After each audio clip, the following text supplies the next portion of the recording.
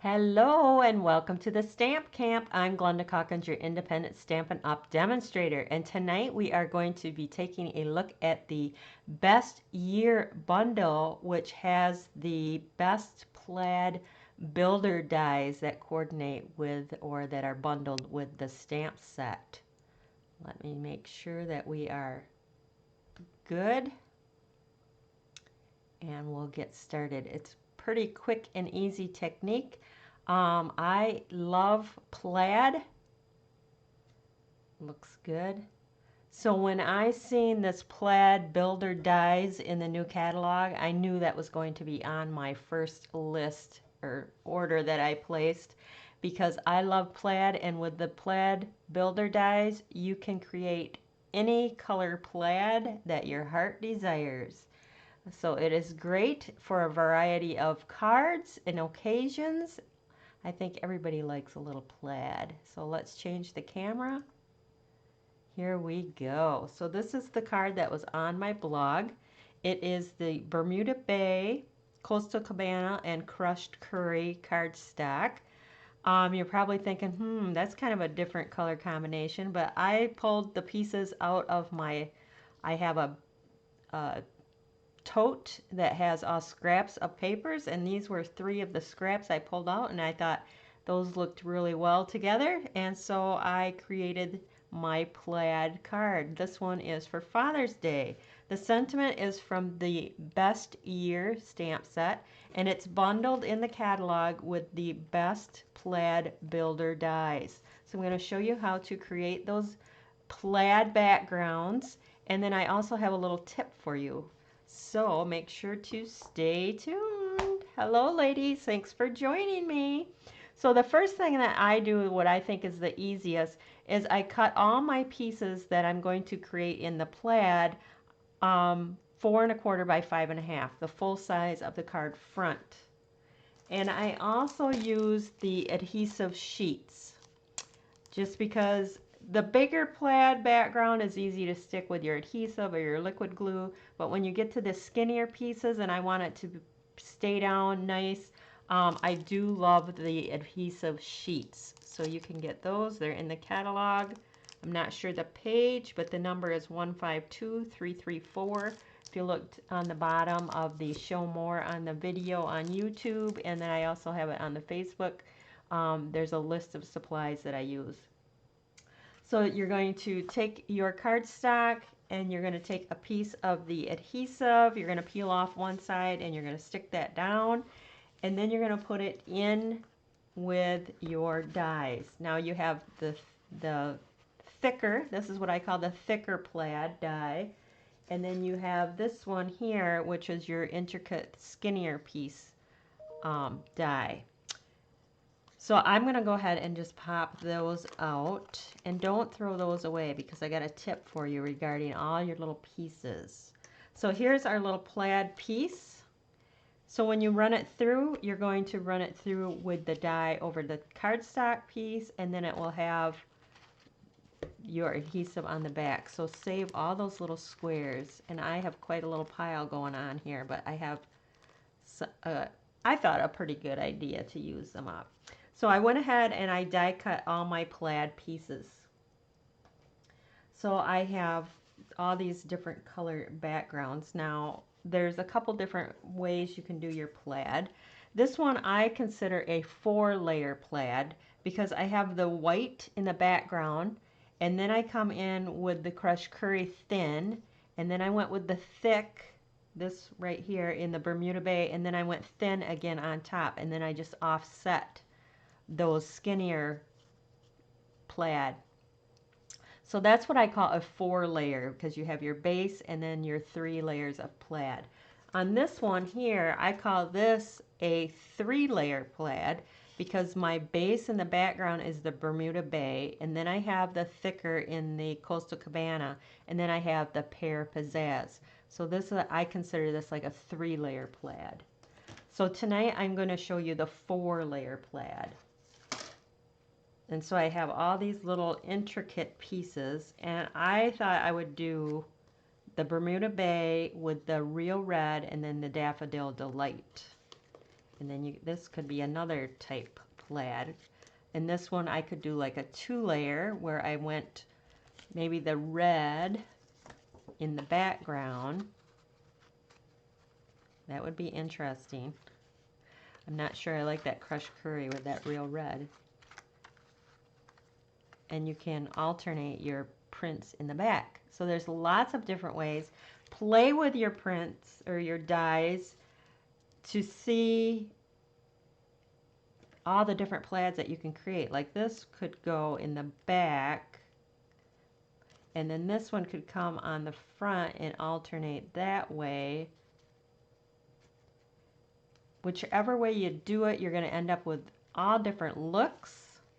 So pull out those scraps of paper and start creating your plaids.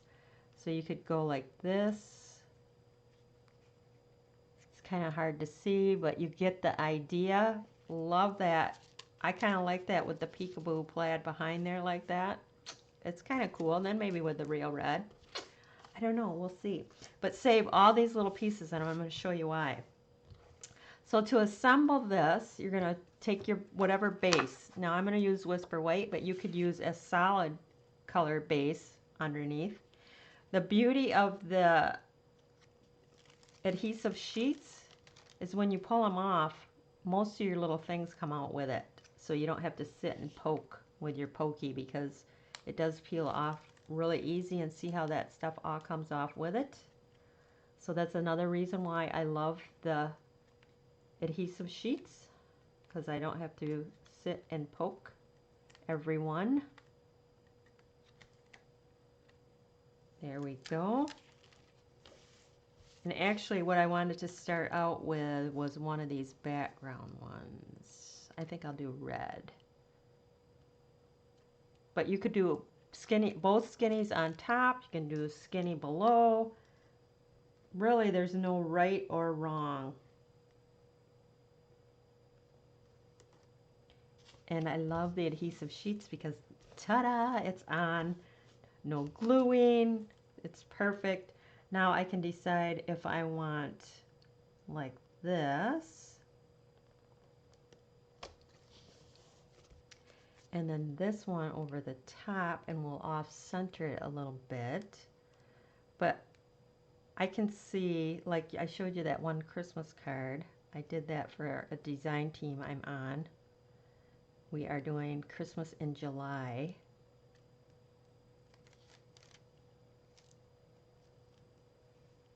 So you can off-center it like this. You know, the choice is yours. Bring that so it's a little bit more off. Just like that. Isn't that cool? I wish you could see my, it doesn't look like my camera is showing you the exact colors. And then you're just going to bring it in and you're going to trim it down. So start with a bigger piece and then trim it down from there. And I like to trim it so that it's evenly trimmed on all the sides. That way when I'm done, I don't have one side that's got smaller squares than the other and it's not symmetrical.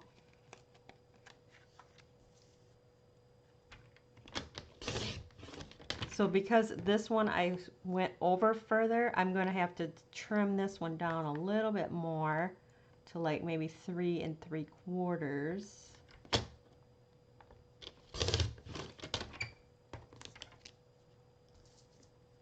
by 5. Just like that. So now I can go ahead and attach it to my card front, put a sentiment, whatever I decide to do on that. I could do it on red. Ooh, I like that. So I could give it a little red matte, and then I could even go on to a white card base. But lots of possibilities. I really like that. I think that's great for a boy card, masculine card, the blues with the yellow and the red. Love that. Okay, so that's how you play with your dies. So this is the one, and then where's the skinny one? Oh, right here.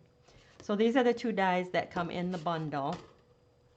with the stamp set. And the stamp set again is the best year, and it's all sentiments with inside sayings as well. So outside on my card I have, to the world you are dad, to me you are the world, and then inside you can put Happy Father's Day. So it's got outside and inside sentiments. So that's kind of cool. So you're going to get, that is the bundle. And now you're saying, okay, what do you do with all these little pieces? These I would snip down, but I would take these squares, and here's all the squares from the other ones. So I have a variety of colors. So you're going to just come in with a piece of cardstock. I usually go with white. You're going to peel off your back.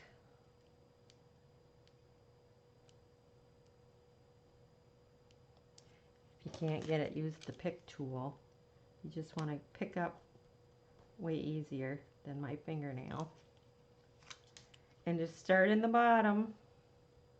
You can create a pattern. You can go crazy quilt.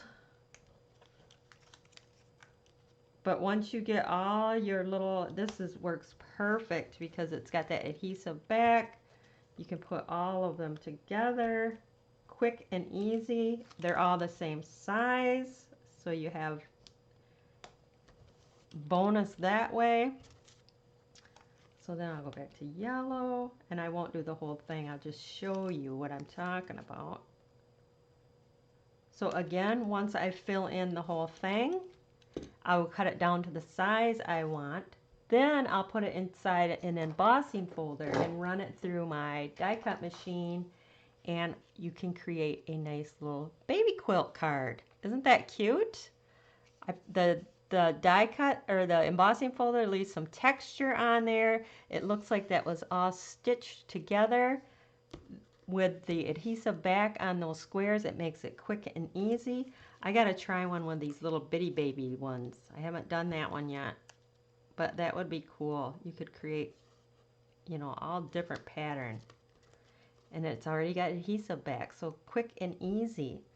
So that is my tips using the best plaid builder dies with the coordinating stamp set. So there you go. There you have it. That is your Tuesday tips and techniques.